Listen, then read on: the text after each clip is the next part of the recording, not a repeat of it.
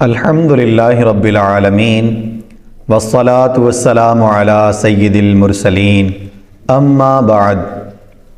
آج ہم وطر کے بارے میں سنیں گے۔ نبی پاک صلی اللہ علیہ وسلم کے فرامین سے اور وطر کے متعلق احکام بھی آج ہم سنیں گے۔ صحیح مسلم میں ہے، عبداللہ بن عباس رضی اللہ تعالی عنہما کہتے ہیں، رسول پاک صلی اللہ علیہ وسلم کے یہاں میں سویا تھا، حضور صلی اللہ علیہ وسلم بیدار ہوئے، مسواک کی اور وضو کیا، اور اسی حالت میں آیت اِنَّا فِي خَلْقِ السَّمَاوَاتِ وَالْأَرْضِ ختم سورت تک پڑھی۔ پھر کھڑے ہو کر 2 رکعتیں پڑھیں جن میں قیام اور رکوع و سجود کو طویل کیا، پھر پڑھ کر آرام فرمایا یہاں تک کہ سانس کی آواز آئی۔ یوں ہی 3 بار میں 6 رکعتیں پڑھی، ہر بار مسواک اور وضو کرتے اور ان آیاتوں کی تلاوت فرماتے۔ پھر وطر کی 3 رکعتیں پڑھیں۔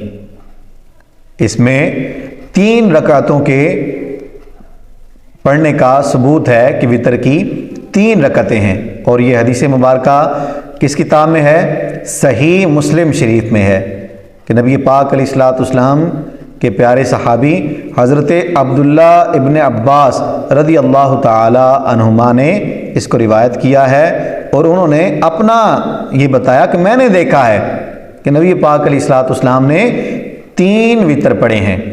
تو وطر کی رکعتیں 3 ہیں، 1 نہیں۔ نیز اسی میں عبداللہ بن عمر رضی اللہ تعالی عنہما سے مروی ہے، فرماتے ہیں نبی پاک صلی اللہ علیہ وسلم رات کی نمازوں کے آخر میں وطر پڑھو، اور فرماتے ہیں صبح سے پیشتر وطر پڑھو، یعنی صبح سے پہلے وطر پڑھو، لیکن رات کی نمازوں میں وطر پڑھ لو۔ مسلم اور ترمذی اور ابن ماجہ جابر رضی اللہ تعالیٰ عنہ سے راوی فرماتے ہیں نبی پاک صلی اللہ علیہ وسلم جسے اندیشہ ہو کہ پچھلی رات میں نہ اٹھے گا وہ اول وقت میں پڑھ لے وطر، اور جسے امید ہو کہ پچھلے پہر اٹھ جائے گا وہ پچھلی رات میں پڑھے کہ آخر شب کی نماز مشہود، یعنی اس میں ملائکہ رحمت حاضر ہوتے ہیں، اور یہ افضل ہے۔ رات کو پچھلے پہر میں وطر پڑھنا یہ افضل ہے، لیکن اگر جس کو پتہ ہو کہ میں اٹھ جاؤں گا وہ پڑھے، اور جس کو پتہ ہے کہ میں ایک مرتبہ سویا پھر صبح فجر ہی کے لیے اٹھوں گا وہ بھی مشکل سے، تو اس کو چاہیے کہ وہ رات کو پڑھ کر ہی سوئے۔ ابو داؤد اور ترمذی اور نسائی اور ابن ماجہ حضرت مولا علی رضی اللہ تعالیٰ عنہ سے راوی کہ رسول اللہ صلی اللہ علیہ وسلم نے فرمایا اللہ وطر ہے اور وطر کو محبوب رکھتا ہے، لہٰذا اے قرآن والو وطر پڑھو۔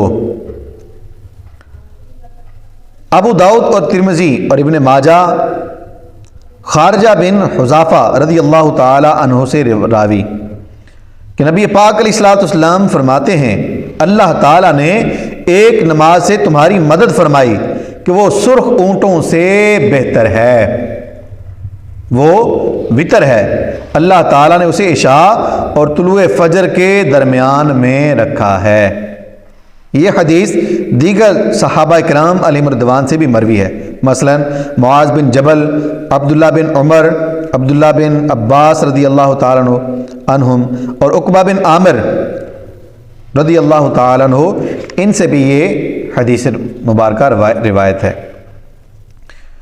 ترمذی زید بن اسلم سے مرسلن راوی کہ رسول پاک صلی اللہ علیہ وسلم نے فرمایا جو وطر سے سو جائے تو صبح کو پڑھ لے۔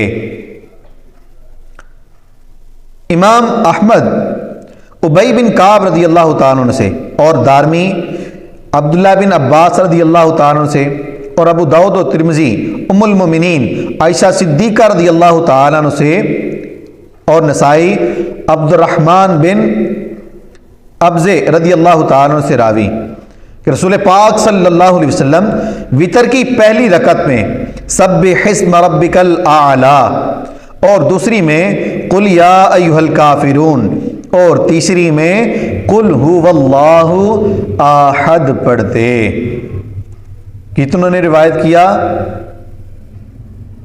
امام احمد نے ابی بن کعب رضی اللہ تعالیٰ عنہ سے ایک صحابی، دارمی نے عبداللہ بن عباس رضی اللہ تعالیٰ عنہ سے دو صحابی، تیسری ام المؤمنین عائشہ صدیقہ رضی اللہ تعالیٰ عنہ سے، نسائی نے روایت کیا اور ترمذی نے روایت کیا ام صدیقہ عائشہ رضی اللہ تعالیٰ عنہ سے، اور نسائی نے عبد الرحمن بن ابزے رضی اللہ تعالیٰ عنہ سے روایت کی۔ تو یہ 4 صحابہ اکرام سے یہ روایت ہے کہ نبی پاک علیہ الصلوۃ والسلام وطر کی 3 رکعتیں پڑھتے تھے۔ تو وطر 3 ہیں، 1 نہیں، جو نبی پاک علیہ الصلوۃ والسلام پڑھتے ہیں۔ احمد، ابو داؤد اور حاکم بافادہ تصحیح بریدہ رضی اللہ تعالیٰ عنہ سے راوی کہ رسول پاک صلی اللہ علیہ وسلم نے فرمایا وطر حق ہے، جو وطر نہ پڑھے وہ ہم میں سے نہیں۔ وطر حق ہے، جو وطر نہ پڑھے وہ ہم میں سے نہیں۔ وطر حق ہے، جو وطر نہ پڑھے وہ ہم میں سے نہیں۔ 3 دفعہ ارشاد فرمایا۔ ابو داؤد اور ترمذی اور ابن ماجہ ابو سعید خدری رضی اللہ تعالیٰ عنہ سے راوی کہ حضور صلی اللہ علیہ وسلم نے فرمایا جو وطر سے سو جائے یا بھول جائے تو جب بیدار ہو یا یاد آئے اس وقت پڑھ لے۔ وطر پڑھنا ہی بھول گیا تھا، ذہن میں نہیں رہا کہ وطر بھی پڑھنے ہیں، تو جب یاد آئے اس وقت پڑھ لے۔ اور جو بندہ سو جائے، مثلا عشاء کی نماز پڑھ کر سویا اس امید پر کہ میں صبح فجر سے پہلے اٹھوں گا اور پڑھ لوں گا، لیکن وہ سوتا ہی رہا، تو اب اس کے لیے کیا ہے کہ جب اٹھا اب پڑھ لے۔ اس کے قضا ہو گئے تھے لیکن اس کو پڑھنا یہ ضروری ہے۔ احمد اور نسائی اور دار قطنی باروایت عبد الرحمن بن ابزے وہ اپنے باپ سے، اور ابو داؤد اور نسائی ابی بن کعب رضی اللہ تعالیٰ سے راوی کہ حضور اقدس صلی اللہ علیہ وسلم جب وطر میں سلام پھیرتے 3 بار سبحان الملک القدوس کہتے اور تیسری بار بلند آواز سے کہتے۔ یہ احادیث مبارکہ جو نبی پاک علیہ الصلوۃ والسلام نے وطر کے متعلق ارشاد فرمائی وہ ہم نے سنی کہ وطر کی کیا فضیلت ہے اور وطر کی اہمیت کیا ہے اور وطر ہیں کتنے، یہ ساری باتیں ہم نے نبی پاک علیہ الصلوۃ والسلام کے فرامین سے سنی۔ اب ہم مسائل اس کے سنتے ہیں۔ وطر واجب ہے، اگر سہون یا قصدن نہ پڑا تو قضا واجب ہے، اور صاحب ترتیب کے لیے اگر یہ یاد ہے کہ نماز وطر نہیں پڑھی اور وقت میں گنجائش بھی ہے تو فجر کی نماز فاسد ہے، خواہ شروع سے پہلے یاد ہو یا درمیان میں یاد آئے تو فجر کی نماز فاسد۔ پہلے وطر پڑھے گا اس کے بعد فجر کی نماز پڑھے گا۔ کون؟ صاحب ترتیب، جس کی 5 نمازیں قضا نہ ہوئی ہوں اب تک، وہ ہے صاحب ترتیب۔ اللہ کرے کہ ہم بھی صاحب ترتیب بن جائیں۔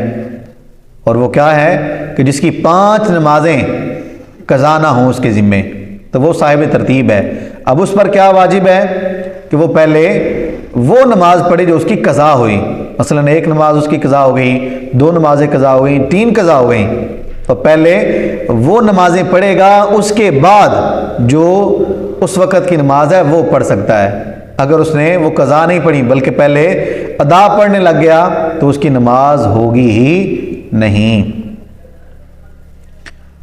مسئلہ، وطر کی نماز بیٹھ کر یا سواری پر بغیر عذر نہیں ہو سکتی۔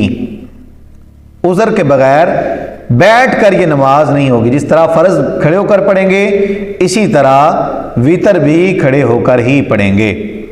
مسئلہ نماز وطر 3 رکعتیں ہیں اور اس میں قعدہ اولا واجب ہے، یعنی پہلی دفعہ التحیات واجب ہے، اور قعدہ اولا میں صرف التحیات پڑھ کر کھڑا ہو جائے، نہ درود پڑھے نہ سلام پھیرے، جیسے مغرب میں کرتے ہیں اسی طرح کرے. اور اگر قعدہ اولا بھول کر کھڑا ہو گیا تو لوٹنے کی اجازت نہیں، بلکہ سجدہ سہو کرے اور اپنی نماز مکمل کرے. تو یہ 2-3 مسائل آج ہم نے وطر کے متعلق سنے. اگلے مسائل انشاءاللہ ہم اگلی ویڈیو میں سنیں گے. اللہ کریم ہمیں ان باتوں کو یاد رکھنے، ان پر عمل کرنے کی توفیق عطا فرمائے.